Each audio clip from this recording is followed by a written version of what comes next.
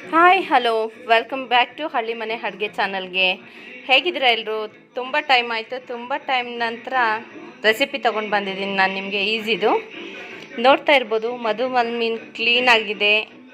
ಎಲ್ಲ ಕ್ಲೀನ್ ಮಾಡ್ಕೊಂಡು cut ಹಾಕಿಟ್ಟಿಟ್ಕೊಂಡಿದ್ದೀನಿ ready ಮಾಡೋಕ್ಕೆ ಫಿಶ್ ಫ್ರೈಗೆ. ಬನ್ನಿ ಈಸಿಯಾಗಿ ಬೇಗ ಪಟ್ ಅಂತೇಳಿ ಮಾಡ್ಕೊಳ್ಳೋ ರೆಸಿಪಿನ ಹೇಳ್ಕೊಡ್ತೀನಿ.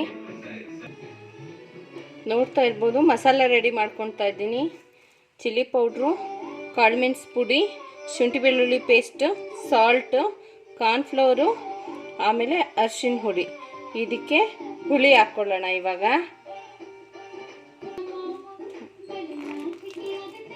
ವಿನಿಗರ್ ಹಾಕ್ಕೊಳ್ತಾ ಇದ್ದೀನಿ ನಾನು. ವಿನಿಗರ್ ಹಾಕ್ಕೊಂಡು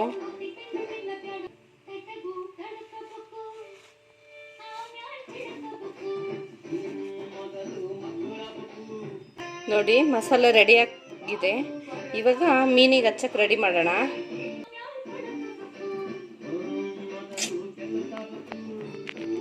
ನೋಡಿ ನೀಟಾಗಿ ಮಸಾಲೆ ನಾವು ಕಟ್ ಹೊಡೆದಿದ್ದೀವಲ್ಲ ಎಲ್ಲಾದ್ರೂ ಒಳಗಡೆನೂ ಫಿಲ್ ಆಗಬೇಕು. ಆ ಥರ ಚೆನ್ನಾಗಿ ಮಸಾಲೆ ಹಚ್ಕೊಂಡು ಸೈಡಿಗೆ ಇಟ್ಕೋಬೇಕು.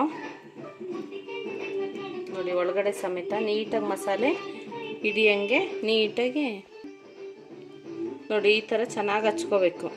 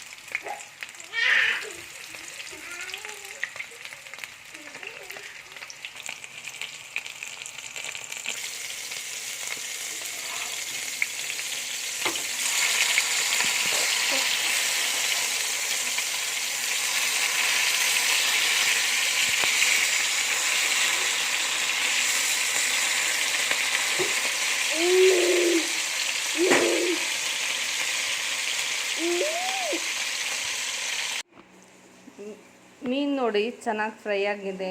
ಮೀನು ಫ್ರೈ ರೆಡಿಯಾಗಿ ಹೋಯಿತು.